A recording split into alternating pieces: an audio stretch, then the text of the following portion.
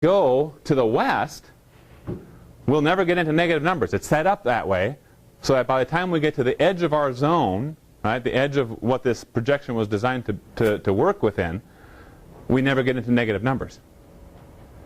And that's why that's the primary reason why we apply false eastings and false northings, is to avoid negative numbers. Okay? Pretty simple, right? Make life easy on ourselves. And of course, that wasn't developed for the sake of computers. That was developed a long time ago with the cartographers originally designing and developing these different coordinate systems. Some basic coordinate systems you should be familiar with. One is called geographic. That's latitude, longitude. But in red up there, I have that is considered unprojected. Okay, it's considered unprojected. Why is that? On the previous slide, I said we're going to revisit this. So what is it? A slide or two ago. Let's kind of pull back and repeat what I said. What's the definition of a valid coordinate system?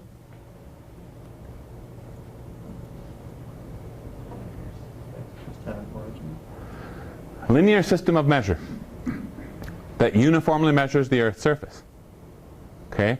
Remember that? I said that little definition is pretty important. Now let's think about latitude, longitude. Latitude, longitude is expressed in degrees, minutes, and seconds. Correct?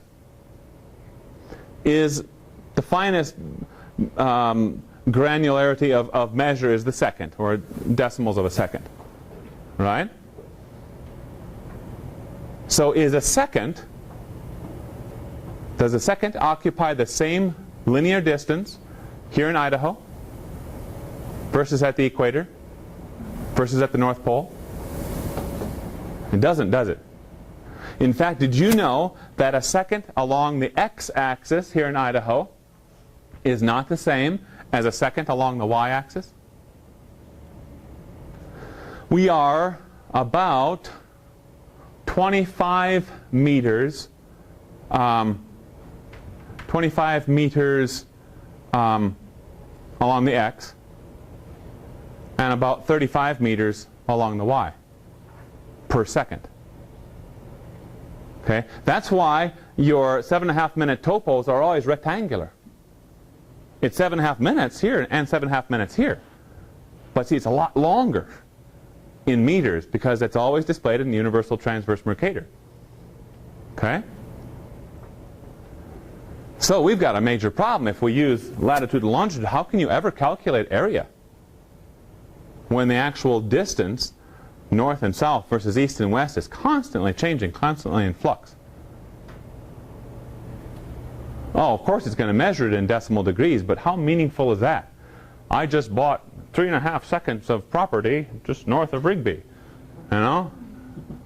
Oh, square seconds. That's right. No, we can't do that. GIS, the first thing, if you're going to deal with GIS, is your data's got to get out of latitude, longitude, and into a projected system. Okay, you need to project that thing and here in Idaho, it's Idaho Transverse Mercator. That's the state standard, and here at the GIS Center, that's what we use.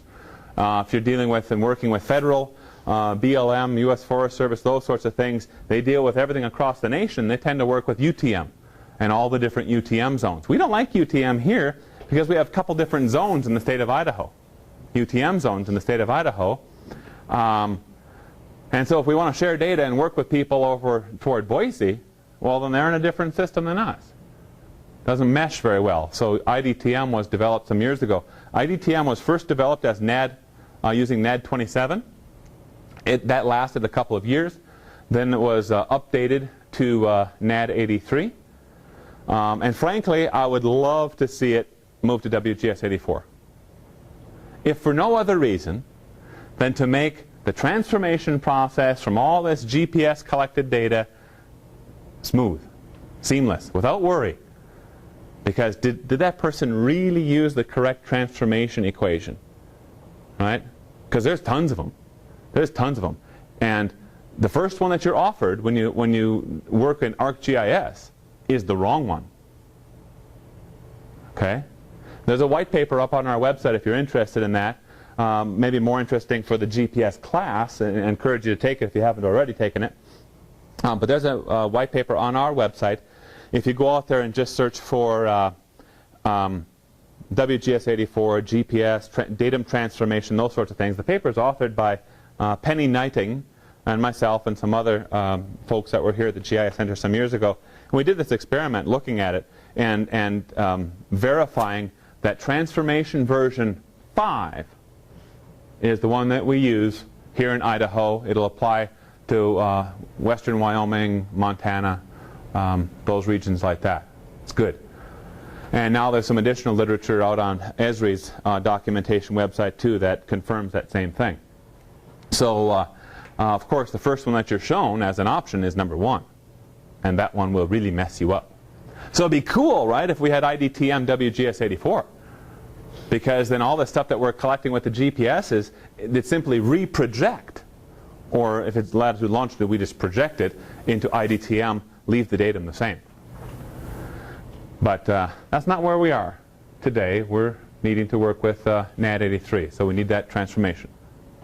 Some other basic coordinate systems I've already mentioned. UTM, talked about state plane. State systems, that's the IDTM83. And all of these, by the way, have advantages and disadvantages. It's not like IDTM83 is the greatest thing in the world. As I said already, I'd like to see that as WGS84, as its datum behind the scenes. And if you are working in across the border, maybe you're working in Idaho and Wyoming, well, it may not work so well for you anymore. And some students, some graduate students taking classes here and going to ISU, their research area is not Idaho. There's a lot of students who have research areas in Nevada and wherever, lots of places.